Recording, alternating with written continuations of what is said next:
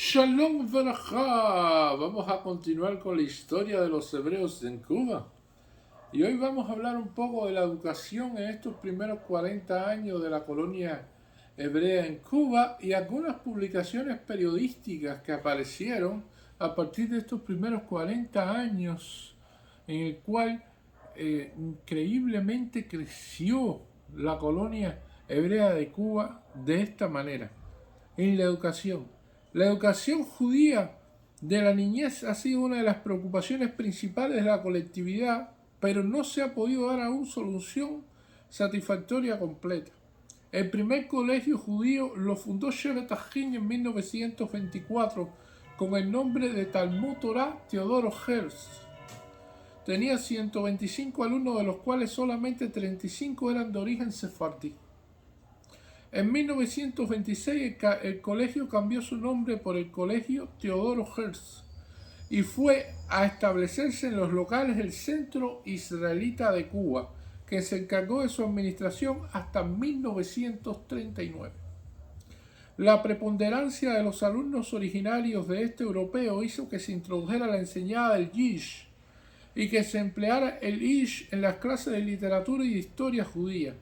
El colegio llegó a tener de 300 a 400 alumnos, pero los sefardíes se retiraron, pues preferían o bien el colegio Yafne, escuela de carácter sionista fundada posteriormente, o bien las escuelas municipales.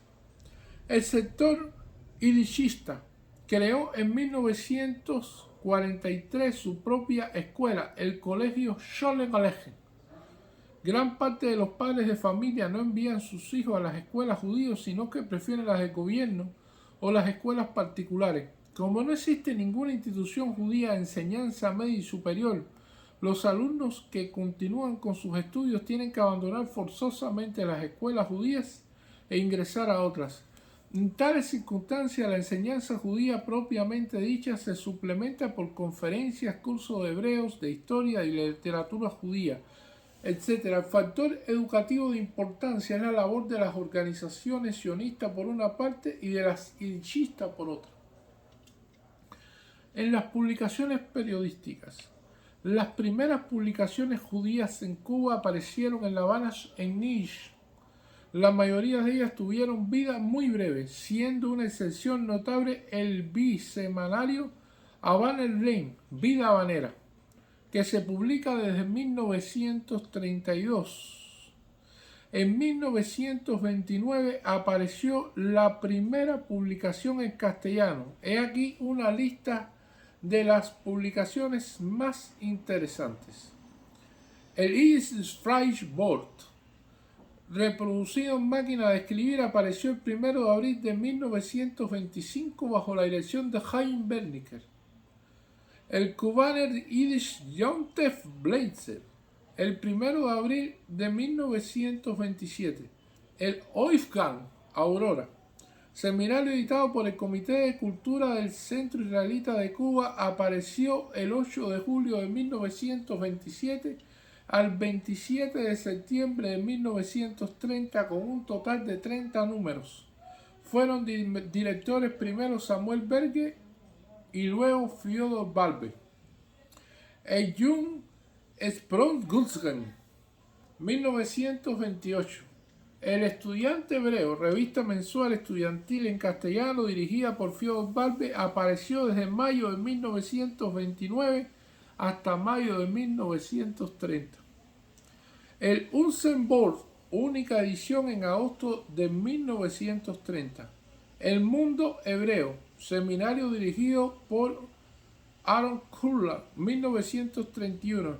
El Dos Yiddish Board, seminario dirigido por Utiansky y A. Kurland, diciembre de 1931, y luego de 1933 a 1935 por Utiansky y Aronofsky. Hoy seminario dirigido por A. Kurland, 1931.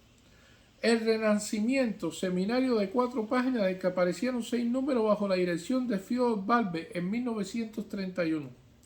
Belleza Israelita Cubana, revista mensual dirigida por Alberto Beal Maya, apareció de 1929 a 1932.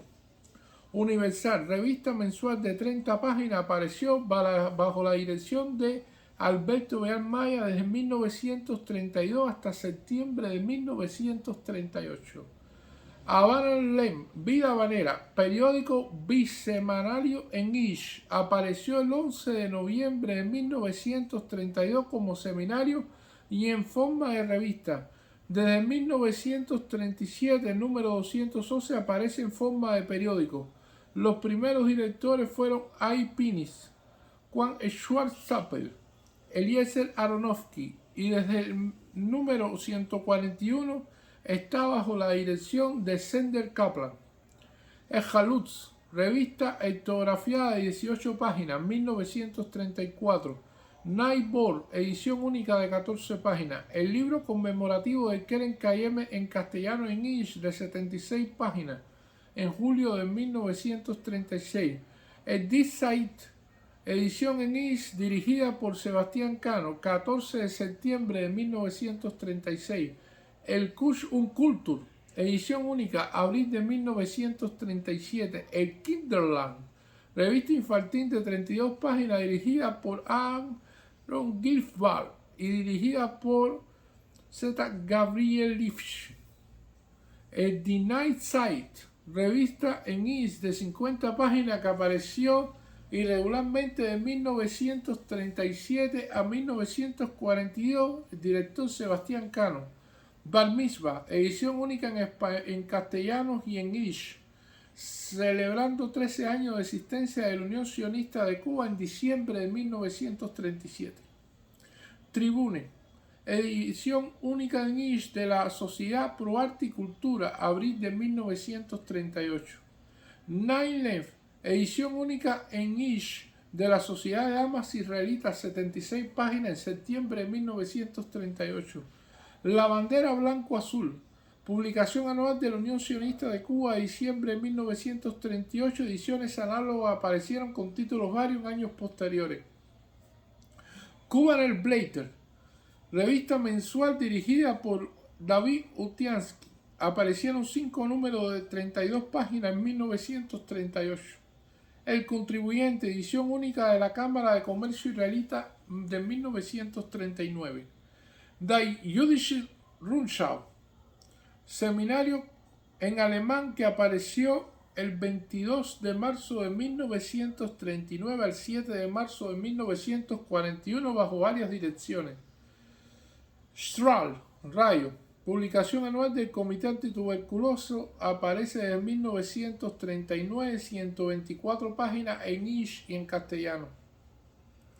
Ashomer Atzair, publicación anual del jubileo de 1939-1943.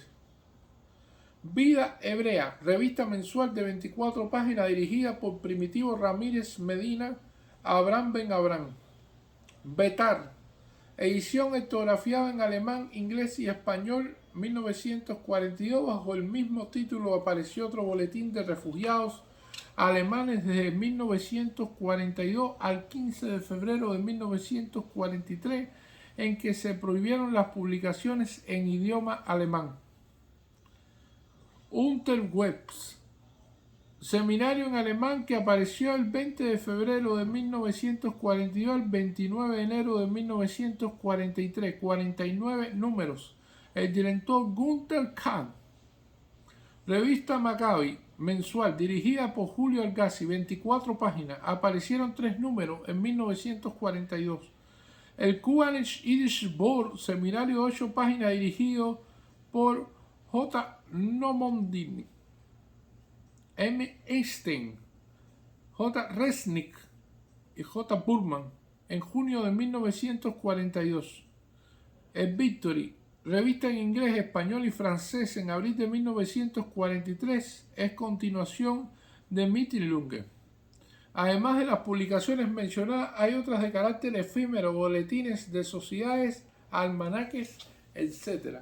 Eso nos da una idea de la gran cantidad de publicaciones existentes en esos primeros 40 años, se pudiera decir, de la colonia hebrea de Cuba. Muchas gracias.